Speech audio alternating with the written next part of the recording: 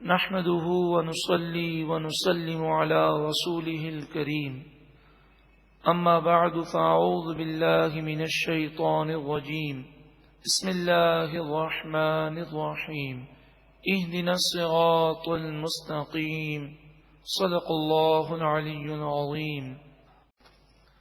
ارشاد فرمایا وَلَوْلَا فَضْلُ اللَّهِ عَلَيْكَ وَرَحْمَتُهُ، اور اگر اللہ کا فضل تم پر نہ ہوتا اور اس کی رحمت نہ ہوتی، لَهَمَّتْ طَائِفَةٌ مِّنْهُمْ أَن يُضِلُّوكَ، ضرور ان میں سے گروہ تمہیں دھوکہ دینے کی کوشش کرتا.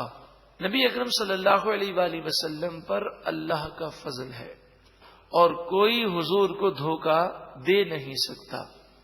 اس آیت میں اس بات کا بیان ہے.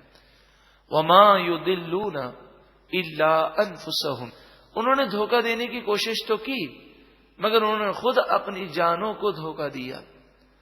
وَمَا يَضُرُّونَكَ مِن شَيْءٍ، اور اے محبوب آپ کو وہ کچھ بھی نقصان نہ پہنچا سکیں گے. وَأَنزَلَ اللَّهُ عَلَيْكَ الْكِتَابَ وَالْحِكْمَةَ، اور اللہ نے آپ پر کتاب اور حکمت کو نازل فرمایا. وَعَلَّمَكَ مَا لَمْ تَكُنْ تَعْلَمْ، اور آپ کو وہ ساری باتیں سکھا دی مَا لَمْ تَكُنْ تَعْلَمْ، جو آپ نہ جانتے تھے. یہ سارا علم اللہ نے آپ کو دے دیا. وَكَانَ فَضْلُ اللَّهِ عَلَيْكَ عَظِيمًا، اور اللہ کا فضل آپ پر عظیم ہے.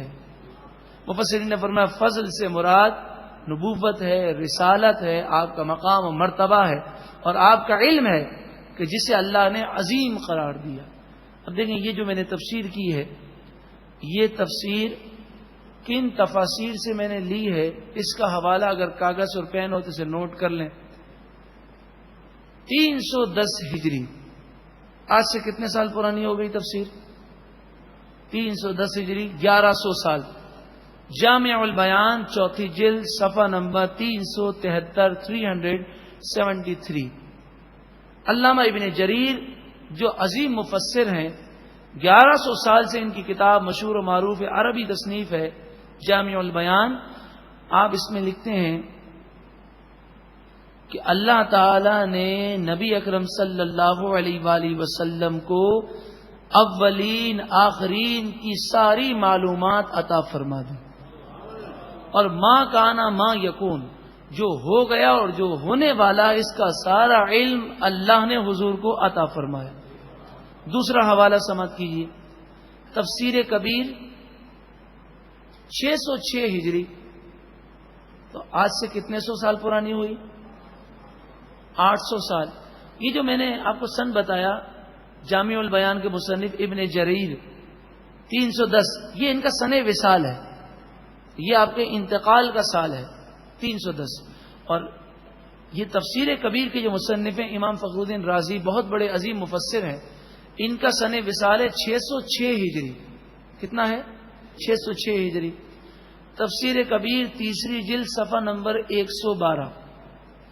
آپ فرماتے ہیں کہ وَكَانَ فَضْلُ اللَّهِ عَلَيْكَ عَظِيمًا، اللہ نے آپ کے علم کو عظیم قرار دیا. اس کے تحت فرماتے ہیں یہاں غور کرنا چاہیے کہ اللہ نے تمام مخلوق کو جو کچھ عطا فرمایا، پوری مخلوق کو جو علم دیا گیا، اس علم کے متعلق اللہ نے قرآن سورہ بنی اسرائیل آیت نمبر 85 میں فرمایا وَمَا أُوتِيتُم مِّنَ الْعِلْمِ إِلَّا قَلِيلًا، اے لوگوں تمہیں جو علم دیا گیا وہ بہت قلیل ہے. تو آپ فرماتے ذرا غور کرو، اللہ نے تمام مخلوق کے علم کو قلیل قرار دیا، اور اسی طرح پوری دنیا کے تمام چیزوں کو اللہ نے قلیل قرار دیا. سورہ نساء آیت نمبر 77 قل متاع الدنیا قلیل، ہے محبوب آپ فرما دیجئے کہ دنیا کی ساری چیزیں مل کر بھی کیا ہے؟ قلیل ہیں. تو امام فخر الدین رازی فرماتے ہیں دنیا کی ساری دولت، ساری چیزیں قلیل ہیں، اور جتنی مخلوق کو علم دیا گیا وہ سارا علم قرآن نے قلیل قرار دیا. اور جب حضور کی بات آئی اور حضور کو جو کچھ دیا اس کے متعلق اللہ نے فرمایا وَكَانَ فَضْلُ اللَّهِ عَلَيْكَ عَظِيمًا، اللہ کا فضل آپ پر قلیل نہیں بلکہ عظیم ہے.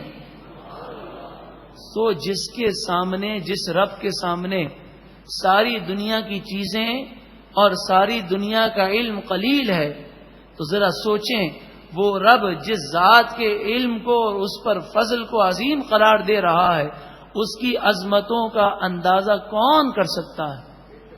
وَكَانَ فَضْلُ اللَّهِ، اور اللہ کا فضل علیہ کا آپ پر عظیم ہے. یہاں فضل سے مراد علم ہے، جو اللہ نے آپ کو علم دیا وہ مراد ہے. ساری مخلوق کا علم مل جائے،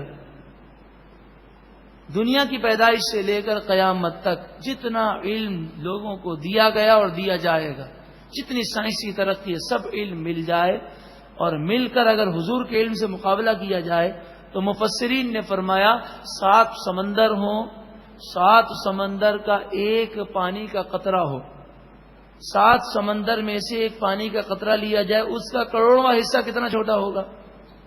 تو اس کروڑویں حصے کو 7 سمندر سے کیا نسبت ہے؟ ساری مخلوق کا علم حضور کے علم کے سامنے وہ حیثیت بھی نہیں رکھتا.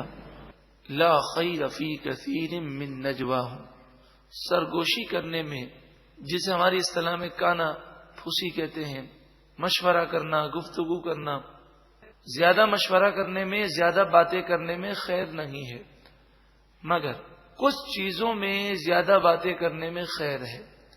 اس کا ذکر قرآن مجید فقان حمید نے کیا. الا، مگر، من امر بالصدقۃ، جو صدقے کا حکم دے، او معروف، یا نیکی کا حکم دے، او اصلاح بین الناس، یا لوگوں کے درمیان صلح کا حکم دے، ایسی باتیں کرنا، ایسے مشورے کرنا، یہ خیر ہی خیر ہے.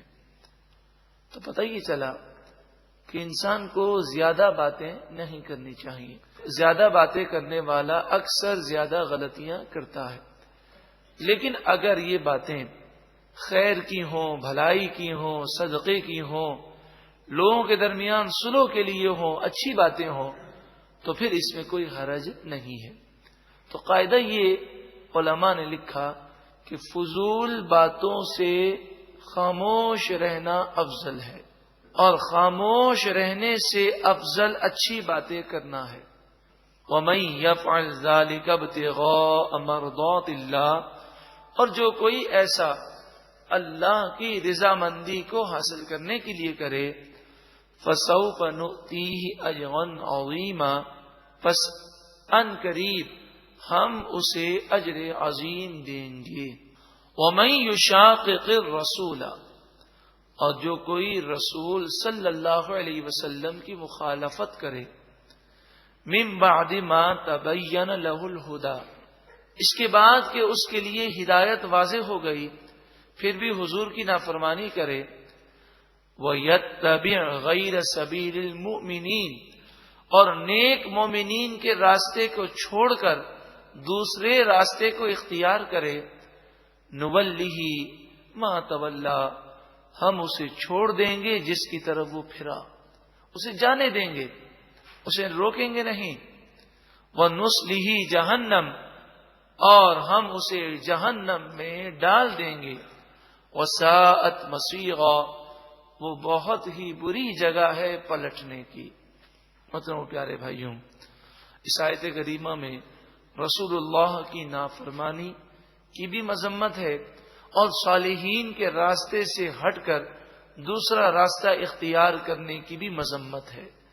اللہ کی بارگاہ میں یہ دعا ہے کہ اللہ ہمیں ہمیشہ اپنی اور اپنے محبوب کی فرما برداری کرنے کی توفیق عطا فرمائے، اور صالحین کے نقش قدم پر چلتے ہوئے ہمیں صراط مستقیم پر گامزن ہوتے ہوئے جنتی راہ اختیار کرنے کی توفیق عطا فرمائے. صالحین کے نظریات، عقائد اور اعمال کو اختیار کرنے کی توفیق عطا فرمائے.